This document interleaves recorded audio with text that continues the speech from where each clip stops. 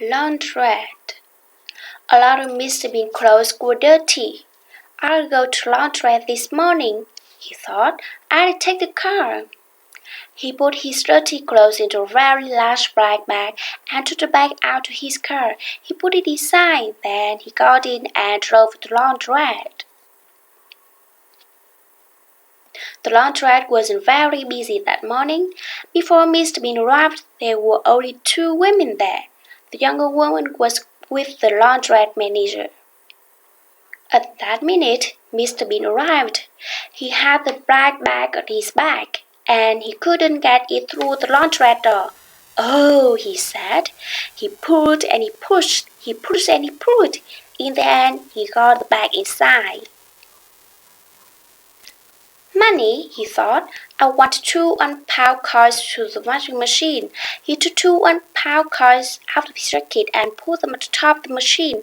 But then Mr. Bean saw the note above the washing machine. Machines now cost £3. "Oh no," thought Mr. Bean. "Have I got another £1 coin?" He looked in his jacket and his trousers, but he could only find a 5-pence coin. He put this on the top of the washing machine. Then Mr. Bean remembered something. He did have another £1 coin, but he looked around. The young woman was taking the big washing machine. Mr. Bean saw her putting some clothes into it. The Laundrette manager was busy in his little office. "Nobody's watching me," thought Mr. Bean. "Good." He opened the front of his trousers. Then he started to pull down some string. The young woman turned suddenly and saw Mr. Bean pulling the string out of his trousers. "What's that man doing?" she thought. Mr. Bean saw her looking and turned away quickly. On the end of the string was some paper, and inside the paper was a £1 coin. Mr. Bean smiled. He took the coin out of the paper and put it on the top of the washing machine. Then he put the 5-pence coin back into his jacket. Next, he opened the washing machine. But a man came into the Laundrette with a bag of dirty clothes under his arm. He was young and strong. When he saw Mr. Bean, he smiled, but it wasn't a nice smile. He didn't say hello or good morning. He pushed Mr. Bean away from the washing machine. "What?" began Mr. Bean.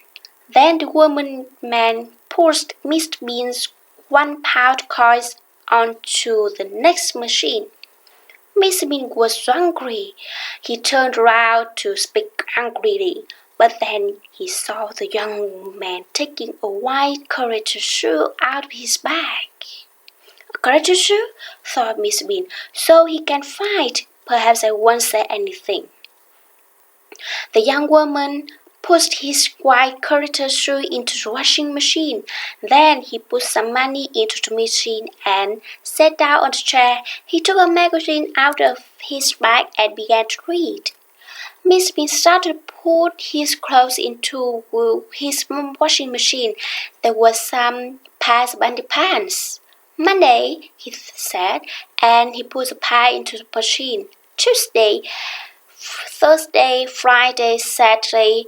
4 piles went into the machine. Mr. Bean stopped. "Wednesday?" he thought.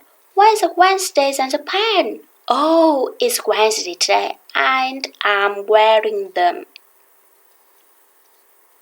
What could he do? He had to wash them, so he had to take them off. He turned round. He looked round. "What can I do?" he thought. There was a partition near the washing machines. "I'll go behind that," he thought.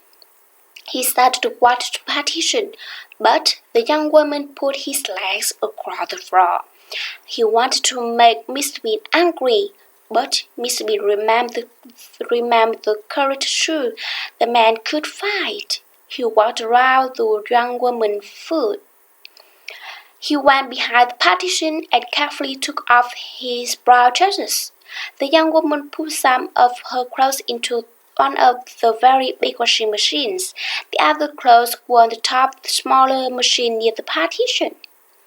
She didn't watch the clothes very carefully. She didn't see Mr. Bean put a hand round on the partition, and she didn't see him put his brown trousers down with her clothes. Mr. Bean took off his underpants, Wednesday underpants, then he put his hand round the partition. He took something, but it wasn't his brown trousers. It was a long brown skirt. Mr. Bean put on the skirt and came out from behind the partition.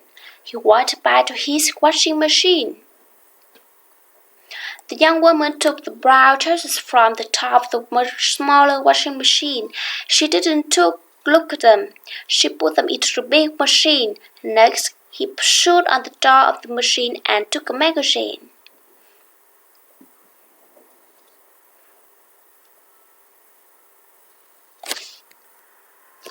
Mr. Bean put his Wednesday underpants into his washing machine. Then he closed the door and put in his 3 1-pound coin. He sat down the chair and saw the skirt. Oh no, he thought. What's this? A skirt? Where are my trousers? The young woman walked past and Mr. Bean tried to hide the skirt with his hands. I don't want him to see me in this skirt, he thought. What will he think? The young woman went across to a machine on the wall and bought a cup of conditioner. Mr. Bean got up and went back to the partition. He looked at the washing machine next to it and remembered the young woman's clothes. She put my trousers into the big washing machine with her things. He went across the big washing machine and tried to open it, but he couldn't do it. I'll have to wait. The young man put his cup of conditioner on the top of his washing machine. Then he looked at Miss Bean and saw the skirt. Miss Bean looked away quickly because the man started to laugh at him.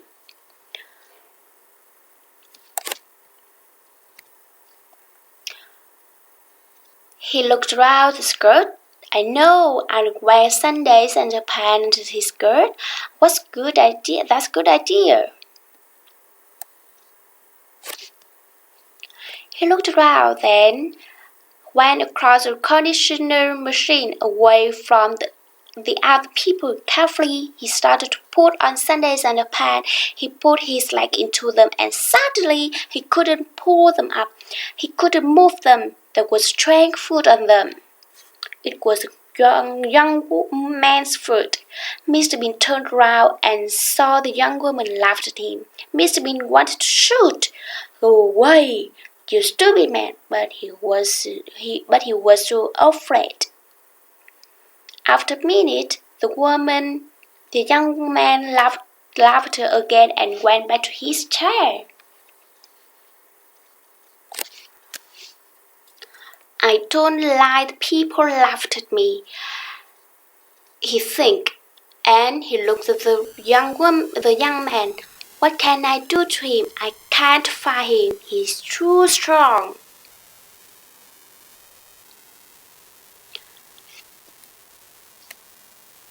Then he had an idea. There was a coffee machine next to the machine for the conditioner. Mr. Bean went across to it and got up a cup of black coffee. He smiled and walked back to his washing machine and said, The young man's eyes were on his magazine. He didn't look at Mr. Bean or the washing machine. Now, he thought. Then he quickly changed the young man's cup of conditioner for his cup of black coffee. He smiled. That would teach him a lesson, he thought. After a minute, the young man stood up and went to his machine.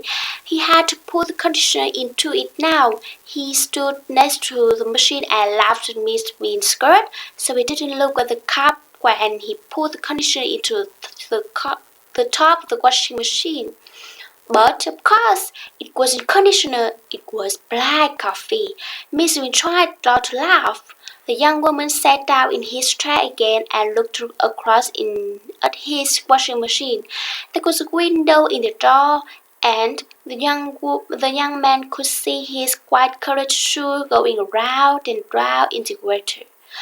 But the shoe wasn't white now. What? He shouted. He jumped up. He ran across the cup and looked inside it. Then he put it to his nose and smelled it. Coffee? He shouted. Then he looked across at Mr. Bean. Did you? Mr. Bean didn't answer, but his face said, Who? Me? He pretended to drink his cup of coffee, but it wasn't coffee, it was conditioner. The young man went to find the laundrette manager. Mr. Bean stopped drinking and said, Ah! The young man shouted the brown-colored shoe to the laundrette manager. What's wrong, sir? Said the manager. This cost me £200, he said. What are you going to do about it? Will you come to my office, please, sir? Said the manager. We can't talk about this there. Mr. Bean sat off the large dryer. His underpants and other things were in the machine. They were clean now. After a minute, the dryer stopped. He got up and opened the door. Then he started to take out his clothes. A minute or two later, the young woman came to the next dryer and started to take out her clothes. They were dirty, too. Perhaps my trousers are in there, thought Miss Bean. The young woman took some clothes out of the machine and put them into a bag. Then he went back to the big washing machine for her other clothes. Miss Bean moved quickly. He started to look through her clothes. Where are they? He thought. They are here somewhere. Wait a minute. Perhaps she left them in the dryer. So he looked inside it. First, he put his head into the machine. I can't see anything, he thought. It's too dark. The young woman was busy at the big washing machine. She didn't see Miss Bean climb into the dryer.